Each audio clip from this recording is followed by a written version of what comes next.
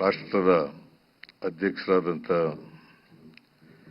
ಗೌರವಾನ್ವಿತ ಶ್ರೀಮತಿ ದ್ರೌಪದಿ ಮುರ್ಮು ಅವರೇ, ಕನ್ನಡ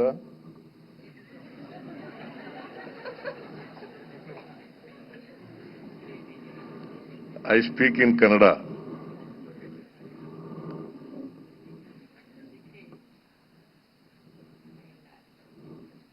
ಕರ್ನಾಟಕ ರಾಜ್ಯದ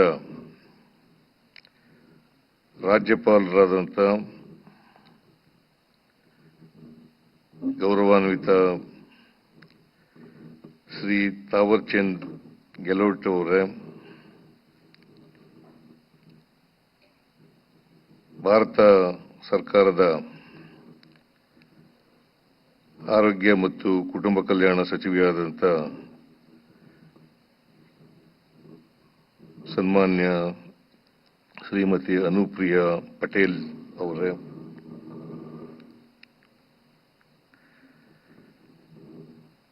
ಕರ್ನಾಟಕ ಸರ್ಕಾರದ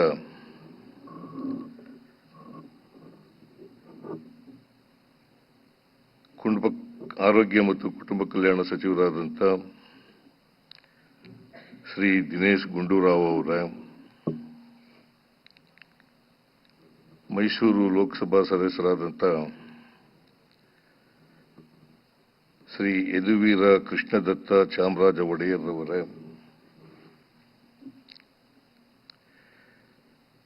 ಅಖಿಲ ಭಾರತ ವಾಕ್ ಶ್ರವಣ ಸಂಸ್ಥೆಯ ಮೈಸೂರು ನಿರ್ದೇಶಕರಾದಂಥ ಡಾಕ್ಟರ್ ಎಂ ಪುಷ್ಪಾವತಿ ಅವರೇ,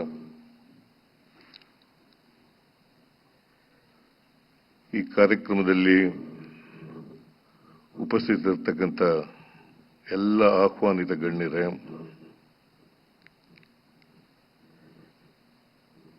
ಅಖಿಲ ಭಾರತ ವಾಕ್ ಮತ್ತು ಶ್ರವಣ ಸಂಸ್ಥೆಯ ಎಲ್ಲ ಪ್ರಾಧ್ಯಾಪಕರುಗಳೇ, ಸಿಬ್ಬಂದಿ ವರ್ಗದವರೇ, ಪೋಷಕರುಗಳೇ, ಆತ್ಮೀಯ ವಿದ್ಯಾರ್ಥಿ ಮಿತ್ರರೇ,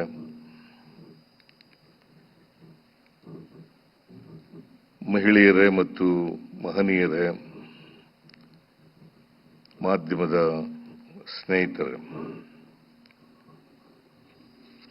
ಇವತ್ತು ಅಖಿಲ ಭಾರತ ವಾಕ್ ಮತ್ತು ಶ್ರವಣ ಸಂಸ್ಥೆ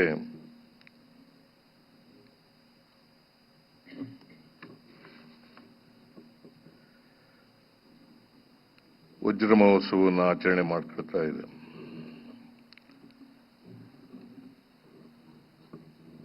ಈ ಕಾರ್ಯಕ್ರಮದಲ್ಲಿ ನನಗೆ ಭಾಗವಹಿಸಲಿಕ್ಕೆ ಬಹಳ ಸಂತೋಷ ಆಗ್ತಾ ಇದೆ.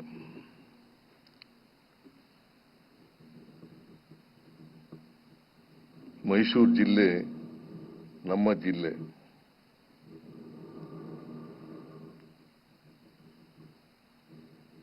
ರಾಷ್ಟ್ರಪತಿಗಳಾದಂಥ ದ್ರೌಪದಿ ಮುರ್ಮು ಅವರು ನಮ್ಮ ಜಿಲ್ಲೆಗೆ ಬಂದಿದ್ದಾರೆ. ಈ ಕಾರ್ಯಕ್ರಮದಲ್ಲಿ ಭಾಗವಹಿಸ್ತಾ ಇದ್ದಾರೆ. ಈ ಜಿಲ್ಲೆಯ ವತಿಯಿಂದ, ಸರ್ಕಾರದ ವತಿಯಿಂದ ಅವರಿಗೆ ಹೃತ್ಪೂರ್ವಕವಾದಂಥ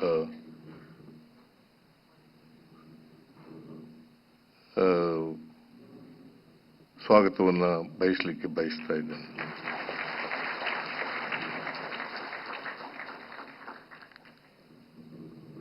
ಅದಕ್ಕಿಂತ ಮುಖ್ಯವಾಗಿ ನಾನು ಈ ಜಿಲ್ಲೆಯವನೇ.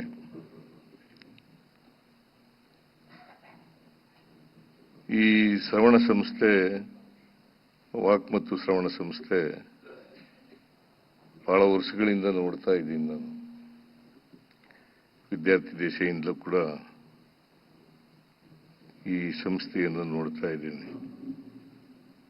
ಈ ಸಂಸ್ಥೆ ಇಡೀ ಏಷ್ಯಾ ಖಂಡದಲ್ಲೇ ಒಂದು ಪ್ರತಿಷ್ಠಿತವಾದಂಥ ಸಂಸ್ಥೆ ಅಂತೇಳಿ ನಾನು ಅರ್ಥ ಮಾಡ್ಕೊಂಡಿದ್ದೇನೆ, ತಿಳ್ಕೊಂಡಿದ್ದೇನೆ. ಇಲ್ಲಿ ಯಾರಿಗೆ ಮಾತಾಡಕ್ ಬರಲ್ಲ, ಯಾರಿಗೆ ಕಿವಿ ಕೇಳಿಸಲ್ಲ ಅಂತ ಮಕ್ಕಳಿಗೆ ಅವ್ರಿಗೆ ಮಾತಾಡಿಸ್ತಕ್ಕಂಥ, ಕಲಿಸ್ತಕ್ಕಂಥದ್ದು ಮತ್ತೆ ಕಿವಿ ಕೇಳಿಸ್ಲಿಕ್ಕೆ ಪ್ರಯತ್ನ ಮಾಡ್ತಕ್ಕಂಥದ್ದು ಇದೆಯಲ್ಲ, ಅದು ನಿಜಕ್ಕೂ ಕೂಡ ಶ್ಲಾಘನೀಯವಾದಂಥ ವಿಚಾರ ಅಂತ ಹೇಳಿ ನಾನು ಭಾವಿಸ್ಕೊಂಡಿದ್ದೇನೆ.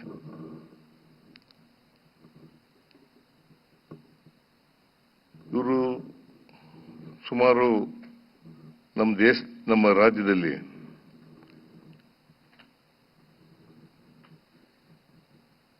ಎರಡ್ 2011ನೇ ಜನಗಣತಿಯ ಪ್ರಕಾರ ಸುಮಾರು 3.3 ಲಕ್ಷ ಜನರಿದ್ದಾರೆ. ಇವರನ್ನು ಒಳಗೊಂಡಂತ ಸಮಾಜ ನಮ್ದು. ಈ ಸಮಾಜದಲ್ಲಿ ಅವರು ಕೂಡ ಎಲ್ಲರಂತೆ ಬದುಕ್ತಕ್ಕಂಥ ವ್ಯವಸ್ಥೆ ನಿರ್ಮಾಣ ಆಗಬೇಕು. ಯಾರು ಕೂಡ ಅಂಗವಿಕಲತೆಯಿಂದ ನರಳಬಾರದು. ನಮಗೆ ಶರೀರಕ್ಕೆ ಬೇರೆ ಎಷ್ಟು ಅಂಗಾಂಗಗಳು ಪ್ರಾಮುಖ್ಯನೋ ಅವೆಲ್ಲಕ್ಕಿಂತಲೂ ಕೂಡ ಈ ಕಿವಿ ಮತ್ತು ಮೂಗು, ಬಾಯಿ, ಇದು ಬಹಳ ಮುಖ್ಯವಾದಂತಹ ಅಂಗಾಂಗಗಳು ಅಂತಕ್ಕಂಥದನ್ನ ಅರ್ಥ ಮಾಡ್ಕೊಂಡಿದ್ದೀವಿ ನಾವು. ಅದರಿಂದ ಇವು ಸರೋದ್ರೆ ನಾವೆಲ್ಲರೂ ಕೂಡ ಮಾತಾಡಲಿಕ್ಕೆ ಸಾಧ್ಯ ಆಗ್ತದೆ. ಇನ್ನೊಬ್ಬರನ್ನ ಅರ್ಥ ಮಾಡ್ಕೊಳ್ಳಿಕ್ಕೆ, ತಿಳ್ಕೊಳ್ಳಿಕ್ಕೆ ಸಾಧ್ಯ ಆಗ್ತದೆ. ಇಲ್ಲದೆ ಹೋದ್ರೆ ಕಷ್ಟ ಆಗ್ತದೆ. ಅದಕ್ಕೋಸ್ಕರ ವಾಕ್ ಮತ್ತು ಶ್ರವಣ ಇವು ಬಹಳ ಮುಖ್ಯವಾದಂತ ಅಂಗಾಂಗಗಳು ಅಂತಕ್ಕಂಥದ್ದನ್ನು ನಾವು ಅರ್ಥ ಮಾಡ್ಕೊಂಡಿದ್ದೀವಿ. ಇದು ಬಹಳ ಸಂತೋಷವಾದಂತ ವಿಚಾರ ಏನಪ್ಪಾ ಅಂತಂದ್ರೆ, ಈ ಮಗು ಹೊಟ್ಟೆನಲ್ಲಿ ಇರುವಾಗಲೇ ಈ ಅಂಗಾಂಗಗಳ ವಿಫಲತೆಯನ್ನ ಪತ್ತೆ ಹಚ್ಚತಕ್ಕಂಥ ಕೆಲಸ ಇದೆಯಲ್ಲ, ಅದು ನಿಜಕ್ಕೂ ಕೂಡ ಬಹಳ ಒಳ್ಳೆ ಕೆಲಸ ಅಂತೇಳಿ ನಾನು ಭಾವಿಸ್ಕೊಂಡಿದ್ದೇನೆ. ಸೊ ಅದನ್ನು ತಡೆಗಟ್ಟತಕ್ಕಂಥದ್ದು ಇದೆಯಲ್ಲ, ಅದು ಬಹಳ ಮುಖ್ಯ. ತಡೆಗಟ್ಟಲೇಬೇಕು. ನಾವೆಲ್ಲರೂ ಕೂಡ ಈ ವಾಕ್ ಮತ್ತು ಶ್ರವಣ ಇದರಿಂದ ಈ ದುರ್ಬಲತೆಯಿಂದ ನರಳಬಾರದು. ಅದಕ್ಕೋಸ್ಕರ ಒಂದು, ಆಮೇಲೆ ಮಾತು ಕಲಿಸ್ತಕ್ಕಂಥದ್ದು, ಕಿವಿ ಕೇಳಿಸ್ತಕ್ಕಂಥದ್ದು ಮಾಡ್ತಕ್ಕಂಥದ್ದು ಬೇರೆ ವಿಚಾರ. ಮೊದಲೇ ಮಗು ಹುಟ್ಟುವಾಗಕ್ಕಿಂತ ಮುಂಚಿತವಾಗಿಯೇ ಇಂಥ ವಿಕಲತೆ ಆಗದೇ ಇರತಕ್ಕಂಥ ರೀತಿಯಲ್ಲಿ ನೋಡ್ಕೊಳ್ತಕ್ಕಂಥದ್ದು ಅತ್ಯಂತ ಅವಶ್ಯ. ಆ ಕೆಲಸವನ್ನ ಈ ಸಂಸ್ಥೆ ಬಹಳ ಯಶಸ್ವಿಯಾಗಿ ಮಾಡ್ತಾ ಇದೆ ಅಂತಕ್ಕಂಥ ಮಾತುಗಳನ್ನು ಹೇಳಲಿಕ್ಕೆ ಬಯಸ್ತಾ ಇದ್ದೇನೆ. ಅದರಿಂದ ಇದು ಒಂದು ಬಹಳ ಪ್ರಾಮುಖ್ಯವಾದಂಥ ಸಂಸ್ಥೆ. ಭಾರತ ದೇಶ ಇಂಥ ಒಂದು ಮೈಸೂರು ನಗರದಲ್ಲಿ ಇಂಥ ಒಂದು ಸಂಸ್ಥೆಯನ್ನ ಪ್ರಾರಂಭ ಮಾಡಿರ್ತಕ್ಕಂಥದ್ದು ಬಹಳ ಸಂತೋಷದ ವಿಚಾರ. ಇದು ನಮ್ಮೆಲ್ಲರಿಗೂ ಕೂಡ ಹೆಮ್ಮೆ ತರ್ತಕ್ಕಂಥ ವಿಚಾರ ಅಂತಕ್ಕಂಥ ಮಾತುಗಳನ್ನ ಹೇಳಲಿಕ್ಕೆ ಬಯಸ್ತೇನೆ. ಬರೀ ಮೈಸೂರು ನಗರಕ್ಕೆ ಅಲ್ಲ, ಇಡೀ ಕರ್ನಾಟಕಕ್ಕೆ, ಇಡೀ ದೇಶಕ್ಕೆ ಹೆಮ್ಮೆ ತರ್ತಕ್ಕಂಥ ವಿಚಾರ. ಇಲ್ಲಿ ವಿದ್ಯಾರ್ಥಿಗಳು, ನಾವು ಒಂದು ಸಾರಿ ಬಂದಿದ್ದೆ ಇಲ್ಲಿಗೆ, ಒಂದು ಕೆಲವು ದಿನಗಳಿಂದ ಬಂದಿದ್ದೆ. ಆಗ ಪುಷ್ಪಾವತಿ ಅವರು ಬಹಳ ಚೆನ್ನಾಗಿ ನೋಡ್ಕೊಂಡಿದ್ರು ನನಗೆ.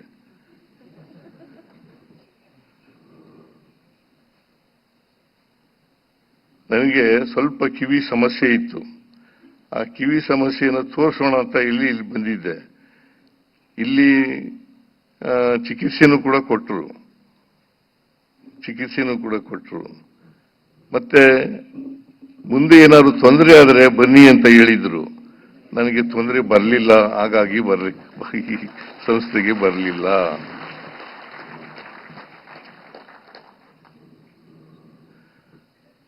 ಅದರಿಂದ ಈ ಸಂಸ್ಥೆಗೆ ನಾವು, ನಮ್ಮ ಸರ್ಕಾರ ಎಲ್ಲ ರೀತಿಯ ಸಹಾಯವನ್ನ ಒದಗಿಸ್ಕೊಡ್ತಕ್ಕಂಥ ಕೆಲಸವನ್ನು ಮಾಡುತ್ತದೆ.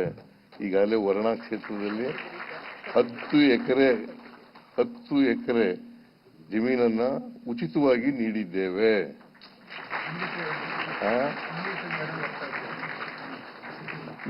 The Karnataka government has given 10 acres of land at free of cost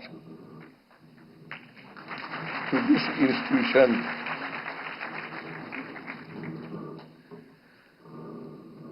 so ಇನ್ನೂ ಏನೆಲ್ಲ ಸಹಕಾರವನ್ನು ಕೊಡಲಿಕ್ಕೆ ಸಾಧ್ಯ ಆಗ್ತದೆ ಆ ಸಹಕಾರವನ್ನು ಸರ್ಕಾರ ಕೊಡ್ತದೆ ಅಂತಕ್ಕಂಥ ಮಾತುಗಳನ್ನ ಈ ಸಂದರ್ಭದಲ್ಲಿ ಹೇಳಲಿಕ್ಕೆ ಬಯಸ್ತಾ ಇದ್ದೇನೆ. ನಾನು ಹೆಚ್ಚು ಮಾತನಾಡಲಿಕ್ಕೆ ಹೋಗಲ್ಲ. ಈ ಸಂಸ್ಥೆ 60 ವರ್ಷಗಳನ್ನ ಆಚರಣೆ ಮಾಡ್ಕೊತಾ ಇದೆ. ಇನ್ನೂ ಎತ್ತರಕ್ಕೆ ಬೆಳೆಯಲಿ ಅಂತಕ್ಕಂಥ ಮಾತುಗಳನ್ನು ಈ ಸಂದರ್ಭದಲ್ಲಿ ಹೇಳಲಿಕ್ಕೆ ಬಯಸ್ತಾ ಇದ್ದೇನೆ. ಇನ್ನಷ್ಟು ವಾಕ್ ಮತ್ತು ಶ್ರವಣ ಈ ತೊಂದರೆಯಿಂದ ಯಾರು ಅನುಭವಿಸ್ತಾ ಇದ್ದಾರೆ ಅವರಿಗೆ ಚಿಕಿತ್ಸೆಯನ್ನು ಕೊಡೋದ್ರ ಮೂಲಕ ಅವರನ್ನ ಮನುಷ್ಯರನ್ನಾಗಿ ಮಾಡ್ತಕ್ಕಂಥ ರೀತಿಯಲ್ಲಿ ಪ್ರಯತ್ನವನ್ನು ಮಾಡ್ತಕ್ಕಂಥದ್ದು ಅತ್ಯಂತ ಅವಶ್ಯ ಅಂತಕ್ಕಂಥ ಮಾತುಗಳನ್ನು ಹೇಳಿ ಈ ಸಂಸ್ಥೆಯಲ್ಲಿ ಕೆಲಸ ಮಾಡ್ತಕ್ಕಂಥ ಎಲ್ಲ ಪ್ರೊಫೆಸರ್ಗಳು, ಸಿಬ್ಬಂದಿ ವರ್ಗದವರು ಅವರೆಲ್ಲರಿಗೂ ಕೂಡ ನಾನು ಧನ್ಯವಾದಗಳನ್ನು ಈ ಸಂದರ್ಭದಲ್ಲಿ ಹೇಳಲಿಕ್ಕೆ ಬಯಸ್ತಾ ಇದ್ದೇನೆ. ಮತ್ತೆ ಪುಷ್ಪಾವತಿಯವರು ನಮ್ಮ ಜಿಲ್ಲೆಯವರೇ ಆಗಿರೋದ್ರಿಂದ ಅವರು ಇನ್ನಷ್ಟು ಹೆಚ್ಚು ಮುತುವರ್ಜಿಯಿಂದ ಕೆಲಸ ಮಾಡ್ತಾರೆ ಅಂತಕ್ಕಂಥ ನಂಬಿಕೆಯನ್ನು ವ್ಯಕ್ತ ಮಾಡ್ತಾ ನಿಮ್ಮೆಲ್ಲರಿಗೂ ಧನ್ಯವಾದಗಳನ್ನು ಹೇಳಿ ಮತ್ತೆ ವೇದಿಕೆ ಮೇಲೆ ಇರ್ತಕ್ಕಂಥ ಎಲ್ಲ ಅತಿಥಿಗಳಿಗೆ ಧನ್ಯವಾದಗಳನ್ನು ಹೇಳಿ ನನ್ನ ಮಾತುಗಳನ್ನು ಮುಗಿಸ್ತೇನೆ. ಜೈ ಹಿಂದ್, ಜೈ ಕರ್ನಾಟಕ.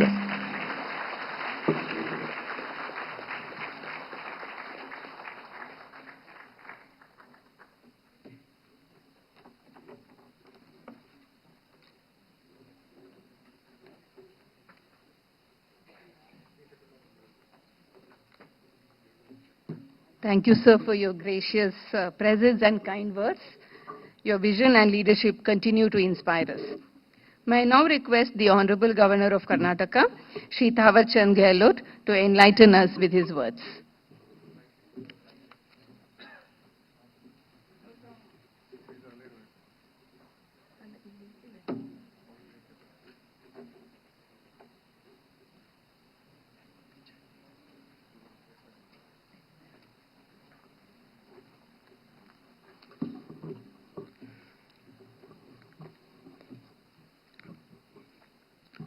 अखिल भारतीय वाक श्रवण संस्थान मैसूर के डायमंड जुबली समारोह में मंच पर विराजमान भारत की माननीय राष्ट्रपति श्रीमती द्रौपदी मुर्मू जी, कर्नाटक के मुख्यमंत्री आदरणीय श्री सिद्धरामैया जी, भारत सरकार की स्वास्थ्य एवं परिवार कल्याण राज्य मंत्री आदरणीय श्रीमती अनुप्रिया पटेल जी, कर्नाटक सरकार के स्वास्थ्य एवं परिवार कल्याण मंत्री आदरणीय श्री दिनेश गुंडूराव जी, सांसद आदरणीय श्री यदुवीर कृष्णदत्त चामराज वाडियार जी, संस्थान की निदेशक डॉक्टर एम पुष्पावती जी, प्रिय विद्यार्थियों, सम्माननीय अतिथि एवं मीडिया के महानुभाव, ಎಲ್ಲರಿಗೂ ನಮಸ್ಕಾರ.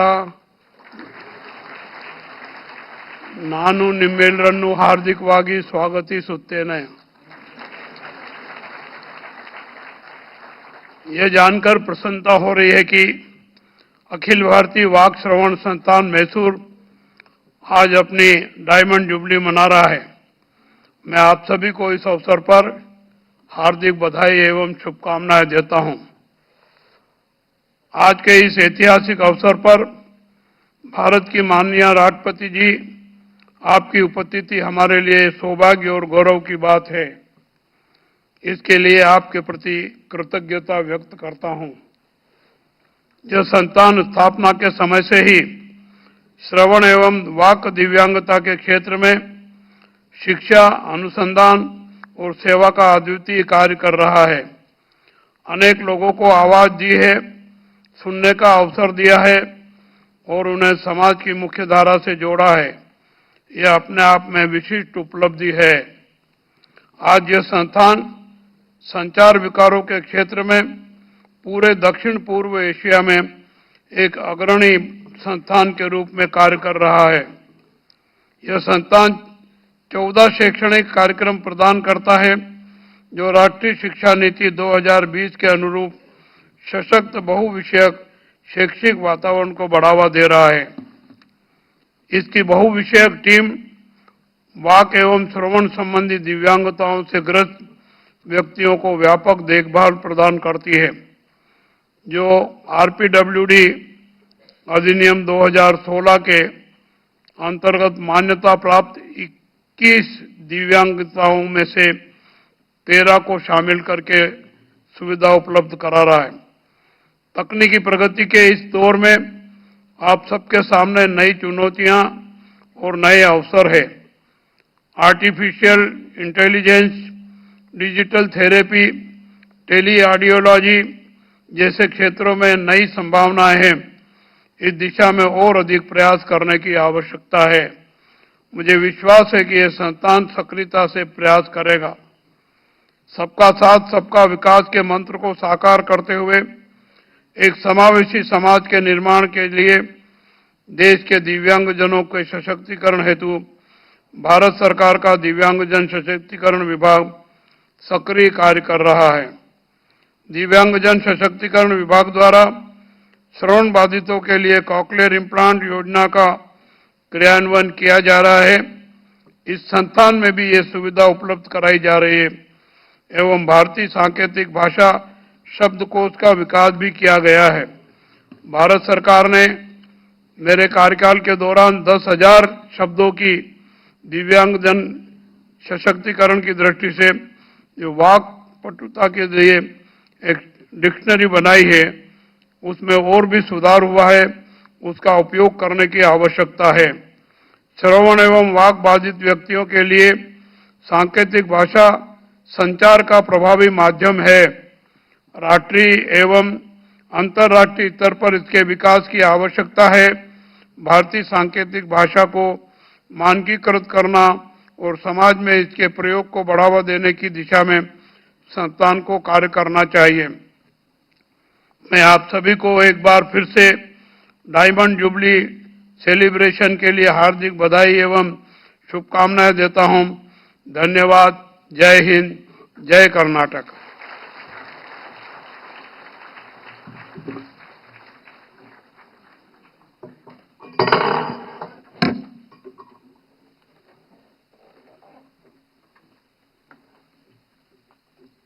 Thank you, sir, for your valuable presence and inspiring words. Your words have truly motivated us and reaffirmed the importance of our shared commitment to progress and development. Now the moment we have all been eagerly waiting for. It is our highest honor to humbly request the Honorable President to address this august gathering.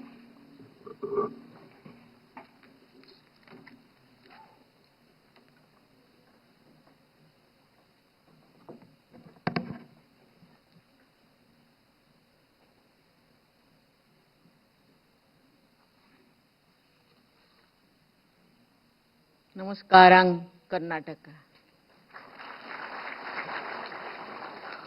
All India institute of speech and hearing के हीरक जयंती समारोह में उपस्थित कर्नाटक के राज्यपाल श्री थावर चंद गहलोत जी, मुख्यमंत्री श्री सिद्धारमैया जी, केंद्रीय स्वास्थ्य एवं परिवार कल्याण राज्य मंत्री श्रीमती अनुप्रिया पटेल जी, राज्य सरकार में मंत्री श्री दिनेश गुंडूराव जी, संसद सदस्य श्री यदुवीर कृष्णदत्त चामराज वाडियर जी, संस्थान के निर्देशक डॉक्टर एम पुष्पावती जी, शिक्षकगण, चिकित्सकगण, विद्यार्थीगण, गणमान्य अतिथियों, देवियों और स्वजनों। स्पीच एंड हियरिंग के क्षेत्र में शिक्षा, चिकित्सा और अनुसंधान के लिए कार्यरत इस संस्थान के हीरक जयंती समारोह में आप सबके बीच उपस्थित होकर मुझे हार्दिक प्रसन्नता हो रही है। आज के ऐतिहासिक अवसर पर मैं all India institute of speech and hearing ice से जुड़े सभी पूर्व और वर्तमान निर्देशकों, संकाय सदस्यों, प्रशासकों एवं विद्यार्थियों का बधाई देती हूँ। मुझे ये बताया गया है कि करीब 2 दशकों से इस संस्थान का नेतृत्व महिलाएं ही कर रही है। ये प्रसन्नता की बात है कि वर्तमान निर्देशक डॉक्टर एम पुष्पावती जी उस परंपरा को मजबूत कर रही है। ये संस्थान वुमेन लेड डेवलपमेंट का एक अच्छा उदाहरण है। ये वर्ष 1965 में शुरू हुआ। ये संस्थान कम्युनिकेशन डिसऑर्डर के समाधान के लिए एक्सपर्ट मैन पावर की सहायता से महत्वपूर्ण भूमिका निभा रहा है। मुझे ये जानकर खुशी हुई है कि यहाँ पर स्पीच एंड हियरिंग संबंधी दिव्यांगताओं से जुड़ित सभी आयु वर्गों के लोगों को मल्टी डिसिप्लिनरी अप्रोच द्वारा चिकित्सा प्रदान की जा रही है।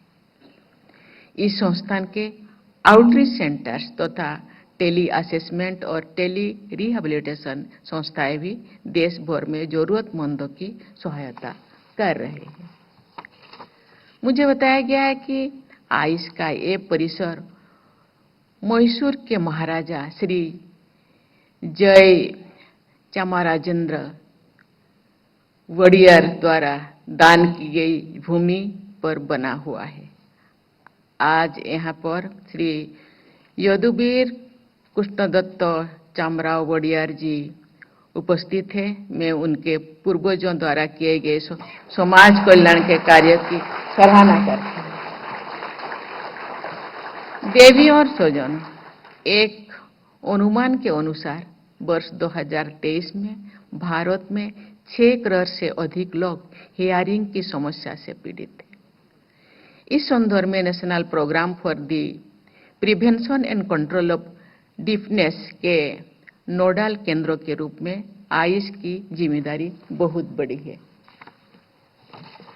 अन्य समस्याओं की तरह स्पीच एंड हियरिंग संबंधी समस्या में भी प्रारंभिक अवस्था में लक्षणों की पहचान और उनके निदान के लिए विशेषज्ञों की आवश्यकता होती है।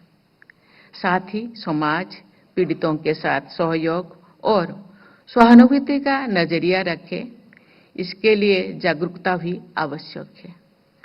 मुझे खुशी है कि आयुष इन सभी के क्षेत्र में अहम भूमिका निभा रहा है। पिछले वर्ष दिव्यांगजन सशक्तिकरण के क्षेत्र में 2024 के राष्ट्रीय पुरस्कार समारोह में आयुष के पुनर्वास पेशेवरों के विकास में संलग्न सर्वश्रेष्ठ संगठन का पुरस्कार देने का अवसर मुझे मिला था। ये सम्मान इस संस्थान द्वारा किए जा रहे अच्छे कार्यों का प्रमाण है। एक अखिल भारतीय संस्थान के रूप में आयुष को निरंतर ऐसे प्रयास करने चाहिए जिससे वो देश विदेश के संस्थानों के लिए रोल मॉडल बने। मुझे ये जानकर खुशी हुई है कि इस संस्थान द्वारा स्थापित इंक्लूसिव थेरापी पार्क देश विदेश में एक मॉडल के रूप में कार्य कर रही है। इसे उन बच्चों के लिए डिजाइन किया गया है जो कम्युनिकेशन डिसऑर्डर्स में प्रभावित है।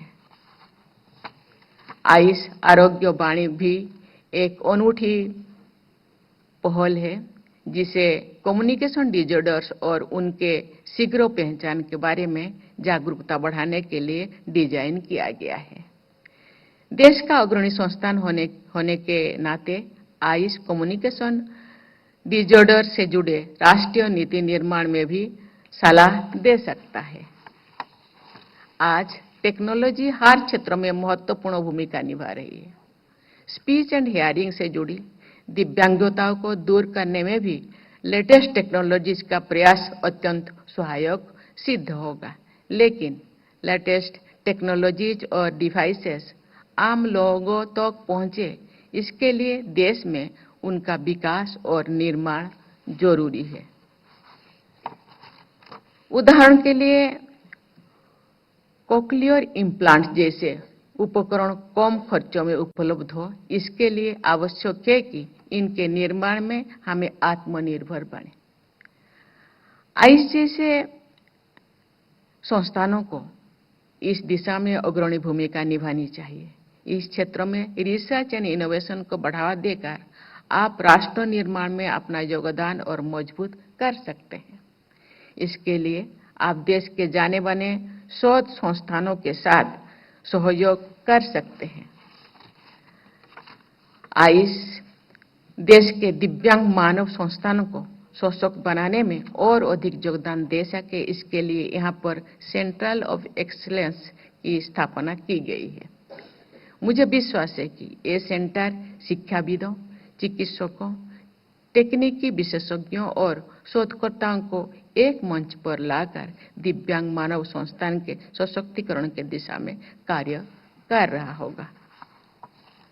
मेरा मानना है कि इस कार्य में अपने संस्थान के भूतपूर्व विद्यार्थियों जो देश विदेश में अपनी सेवाएं दे रही हैं को जोड़ना भी सकारात्मक कदम होगा। इस सेंटर को उन स्टार्टअप्स का भी सहयोग करना चाहिए जो दिव्यांगजनों के जीवन को सुगम बनाने के लिए प्रयासरत है। देवियों और स्वजनों, सरकार विभिन्न कल्याणकारी कार्यक्रम के माध्यम से दिव्यांगजनों के लिए बाधा मुक्त वातावरण तैयार कर रही है, जिससे वे बिना किसी कठिनाई के अपने जीवन में आगे बढ़ सके। सुगम्य भारत अभियान के अंतर्गत दिव्यांगजनों को उन्नति तथा विकास के समान अवसर प्रदान करने में प्रयास हो रहा है। मेरा मानना है कि सभी सार्वजनिक स्थान, सुविधाएं और सूचना के स्रोत दिव्यांग अनुकूल होने चाहिए। ऐसा होने से न केवल दिव्यांगजनों को सुविधा होगी, बल्कि उन्हें ये एहसास भी होगा कि समाज उनकी चिंता करता है। विश्व सांकेतिक भाषा दिवस 23 सितंबर को मनाया जाता है। इस दिवस को मनाने का उद्देश्य सांकेतिक भाषा के बारे में जागरूकता फैलाना। इस दिवस का उपयोग हमें सांकेतिक भाषा को और अधिक समृद्ध बनाने के लिए संकल्प दिवस के रूप में करना चाहिए। देवी और स्वजनों, आयुष जैसे संस्थानों से ये अपेक्षा है कि वे इनोवेशन विद कंपैशन की भावना से काम करते हुए ऐसे टेक्नोलॉजीज विकसित करेंगे जिससे स्पीच एंड हियरिंग से पीड़ित लोग न केवल सामान्य जीवन से जी सके, बल्कि समाज और अर्थव्यवस्था में अपना सर्वश्रेष्ठ योगदान दे सके। हीरक जयंती के अवसर पर आयुष से जुड़े सभी लोग संकल्प ले कि इन मानस गंगोत्री से सेवाभाव और संवेदनशील समाज के निर्माण के धारा निरंतर प्रवाहित होते रहेंगे। मेरे शुभकामनाएं आपके साथ है। मैं माननीय मुख्यमंत्री